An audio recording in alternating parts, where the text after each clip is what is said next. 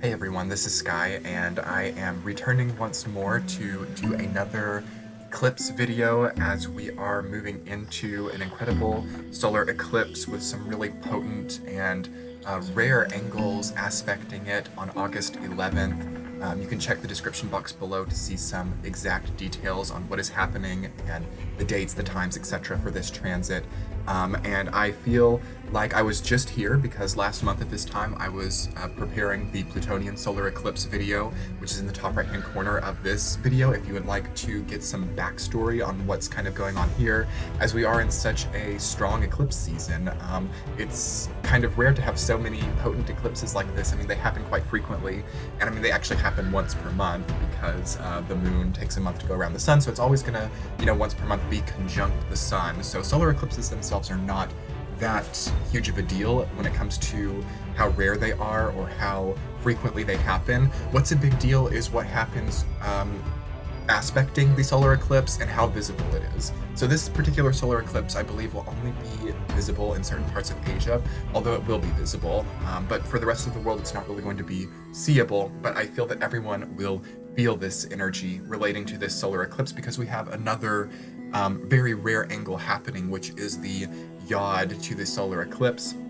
For those of you who don't know what a YOD is, it is also known as the finger of God in astrology, and it's a very potent angle and a very fated angle, a very different kind of angle because it's basically the quincunxes. You have this Leo solar eclipse that's happening at about 18 degrees of Leo, and then you have Neptune in Pisces and Pluto in Capricorn, also happening at a similar degree, and they're pretty much in orb. Pluto's at 19 degrees Capricorn, Neptune's at 15 degrees Pisces, and that is quite close to the 18-degree Leo solar eclipse. So what happens, and you will see on the screen, is that creates an angle that basically points at the solar eclipse. So you have heavy Neptune and really strong heavy Pluto pointing towards the eclipse and basically giving it the power of Neptune and Pluto sort of joining forces and releasing their energy on that solar eclipse, which is a very big deal. Of course, we had Pluto opposite last month on last month's solar eclipse, which really is a completely different type of energy. Honestly, a bit more,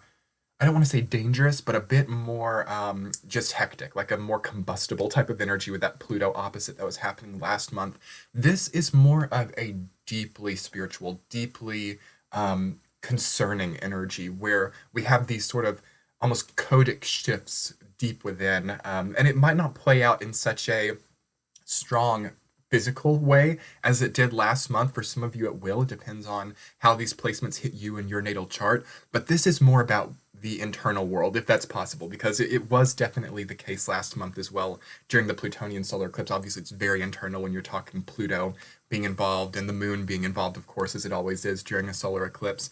But this is even more so because Neptune adds a whole other field of depth to this that Pluto cannot even itself quite encompass, because Neptune is the depth. Neptune is a different type of depth than Pluto, and it really, I would consider Pluto and Neptune to be the deepest energies that we have in our solar system. So for them to be almost be teaming up and combining forces, we just have a fear of heights coming up a little bit here. So we're kind of on a more mundane level, a lot of us may be a little bit scared of how high we've gotten. We might sort of be looking up or looking down into the abyss, and we're like, wow, there's a lot of empty space here. There's a lot of fathoms. This is very fathoming energy that we're taking on.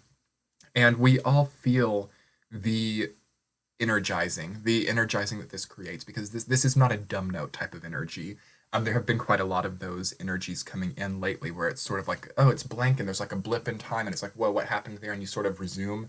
This is not a dumb note transit. This is a vastly empowering cellular turnover mechanizing type of energy. And that's kind of an abstract way to describe it, but I'm going to lay out some more of the details coming in momentarily here. Another aspect that makes this transit very strong and potent is the other things happening in the interim of it. We have sort of a semi-fixed cross going on. We have that Leo stellium, obviously, where the eclipse is happening, Uranus in Taurus, Mars in Aquarius, and Jupiter in Scorpio. They're not quite in good orb to each other, but there's still validity in the energy of the fixed cross coming forward. The issue with it, though, is that it's not exact enough. I do feel that this would be a better type of energy to experience if the fixed cross were more exact, but we have a lot of fixations happening. We have a lot of things falling into place, clicking and solidifying, but not strongly enough, not connected enough. And what do I mean by this? So a lot of people have been on journeys. A lot of people have been, trying to find that purpose, trying to expand, whether it be in health, business, love, whatever it is. And you have the pieces to do that. You have all the puzzle pieces. You perhaps even have most of that puzzle assembled. But when you have this type of eclipse energy come in, it's disjointing to that because what's forming this YOD to the solar eclipse are mutable and cardinal energy. So it kind of comes in and shakes up the fixed cross, which is trying to happen. Not to mention all the retrograde action, which has been happening for, the last few months. Luckily, we've had Jupiter go direct. That's been a weight off of a lot of people's shoulders. But we still have Saturn and Pluto. We still have Mars. We still have Mercury. And in this chart, the nodal axis, Chiron, Uranus, and Neptune retrograde. So this is a lot of retrograde action to be taking on with us. There are more planets retrograde than there are direct, it seems like. Because all that we have direct is obviously the Sun, Moon, they don't go retrograde, Venus, Jupiter, and those are our only direct planets right now. And this is quite a big deal. Because over this next month period, we will have most of them go direct. We will have Saturn and Pluto go direct, Mars and Mercury go direct through September. So a lot of that weight will be lifting. So the decisions that we make now with all this retrograde energy means a lot. It means a lot to us because we've had to go backwards. We've had to look back at what we've been through, at what we've chosen, and how we've chosen to cope, how we've chosen to heal. And we've had to gain new footing. And that, to get more onto the subject of this video, which is the YOD to solar eclipse, is a lot of what this energy provides. It provides a new footing and a distinction, I feel. This is a very distincting energy. So if you've had anything building up in your mind, any emotions building up, you will be able to clarify why they're there and why you're feeling them. So if you've been through the traumatic breakup, if you've experienced a lot of loss lately, you will see during this time from about, I would say, August 11th through probably the end of September, but that's going to be really potent on that week from about if I could speak. On that week from about August 11th to August 18th, there's going to be a powerful possibility of seeing where things came from, why the loss happened. You might have a story. You might have a narrative that has been there for a long time, like why you felt the way you did, why you had to cope in the way you did. And you're going to be seeing during this time, and even possibly right now, as I'm posting this on August 9th or 10th, you're going to see, okay, I wasn't actually as upset about losing that person as I was about losing the story that they provided me. There's a lot of those distinctions coming in here and now, which is really beautiful to see because we're learning about our heart. Leo is the central life force that we have. It rules the heart, the central nervous system. So the very central lines of our life, the very central lines of what dictates how we feel and respond to stimulus are undergoing a bit of a transition, but truly being seen for what they are. And there's a possibility to alter that a bit here and now. I do encourage a bit of carefulness when you're working with that type of fragile energy, though. It's a very strong energy. There's so much power there, but it's also fragile right now. So try to not be too harsh on yourself. Try to not demand too much of yourself during this time because you don't want to injure those very central energetic principles and powers within you, and you can if you're pushing things too hard right now. So this is a wonderful time, as it has been for most of this summer, to step back a little bit, to not give up completely, to not surrender anything of yours, but to not push things too hard. And you may see that things feel taken. You're easing up a little bit. You're easing up your expectations of people. And you might sort of feel like, okay, I'm giving an inch, they're taking a mile.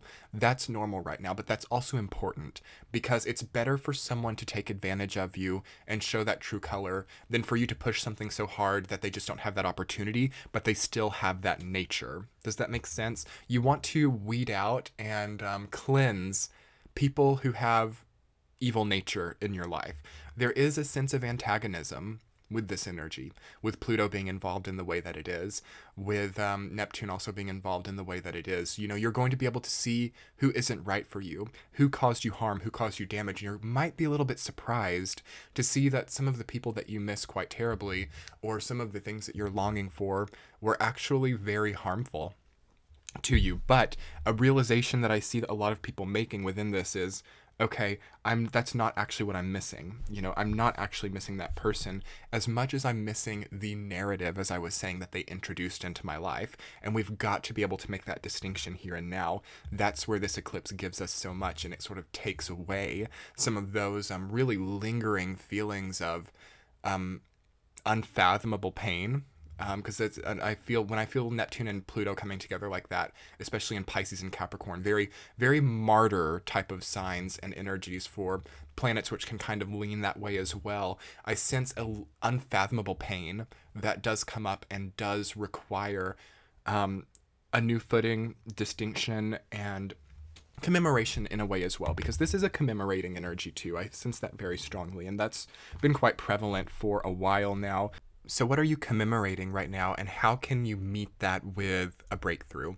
And not even a breakthrough for everybody, but an understanding of why things went the way that they did. I do sense this to be very connected to, people who've revolved around you, people who used to really, worship you or tend to you a lot, because Leo is very much this central energy. So I feel that a lot of people's pain may revolve around, people no longer wanting to be around them or no longer wanting to revolve around them.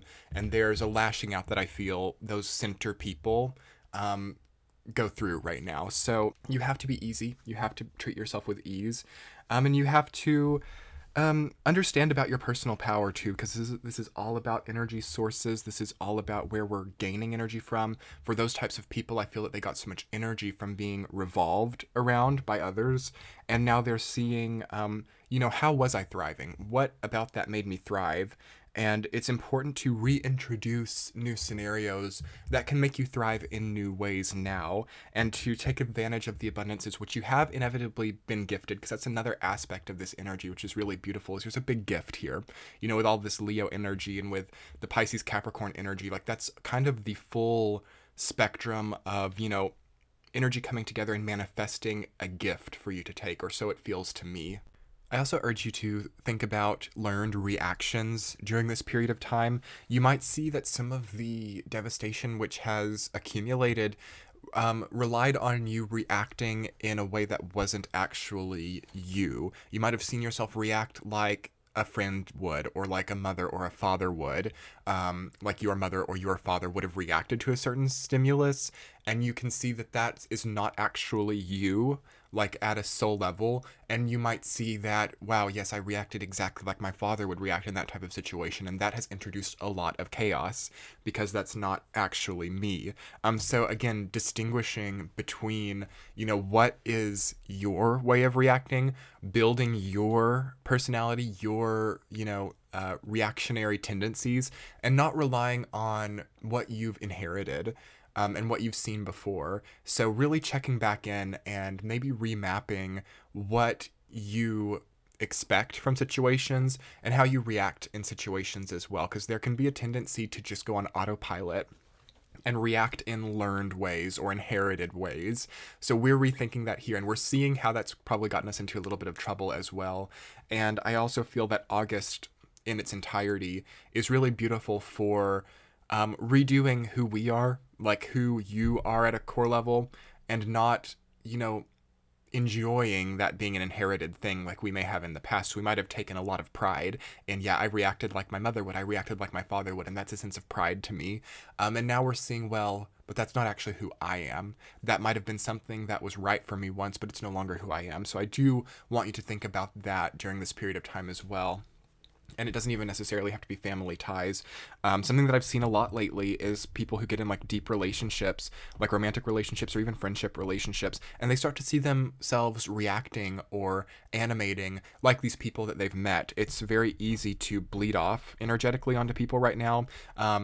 More rarely you could see that people are, becoming you, and you might be bleeding off onto other people, and they're starting to speak like you or use your vocal intonation or want the things that you want.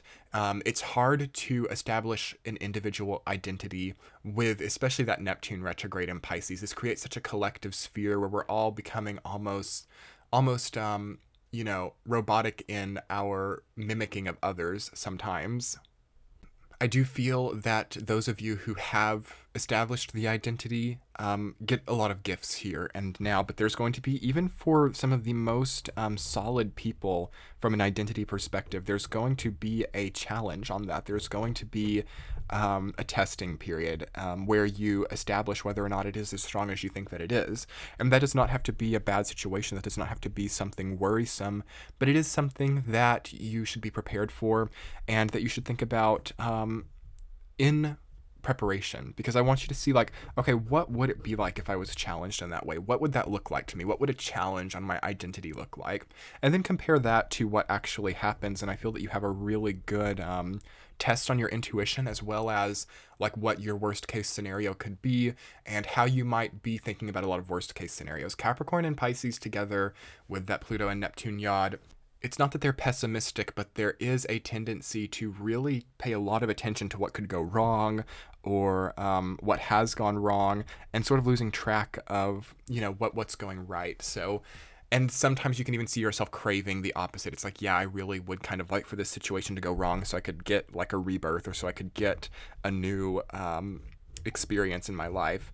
And then it kind of comes through and you're like, whoa, this is not what I expected. I might have been okay with a breakup or a move, but I didn't want a health problem like this. You can see things like that come up.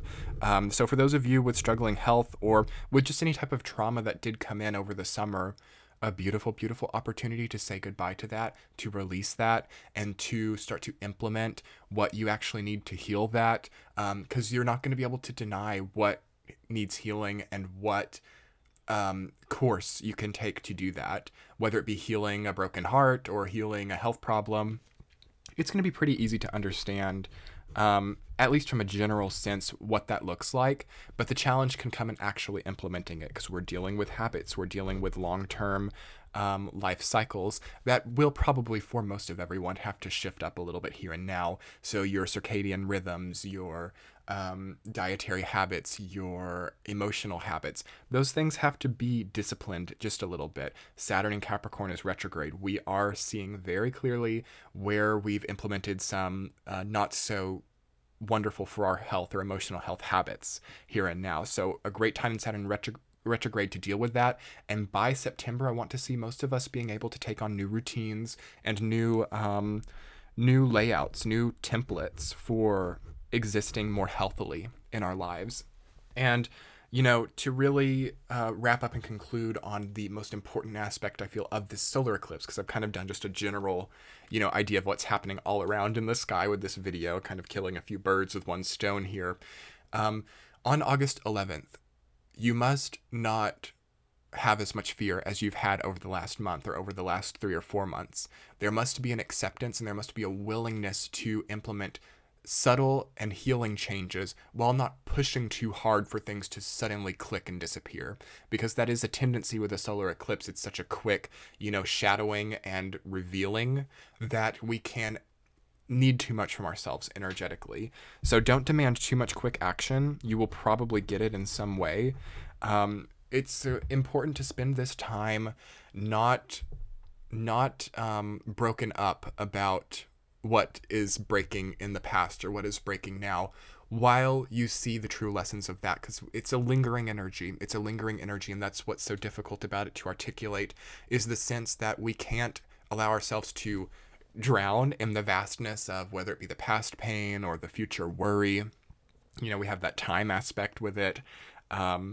But we have to be able to see what got us there. So there's sort of a cognitive dissonance happening where we are assuming, another perspective, or seeing things from a different shadow, or even looking at really painful things and understanding the new breakthrough within that, while not allowing ourselves to sink in that. So you're halfway and you're coming out with a much more healed perspective on life, and entering September ready to implement a routine that you will enjoy much more than you might be thinking right here and now. So anyway, everyone, I have so enjoyed giving this channeling to you. It was very raw, unedited, and a joy to give. I'm excited for this energy. If you haven't had the opportunity yet to subscribe to my channel, I would so appreciate that. If you would like to follow me on Patreon, I do monthly horoscopes, and it's a great way to support my channel and help out, and while getting exclusive benefits that are otherwise unavailable. You can click the center of your screen to find that. There are also a few other links. You can see the August general readings and other things as well. Anyway, everyone, I'm wishing you much love with this energy. Good luck, and we will be talking soon. Bye.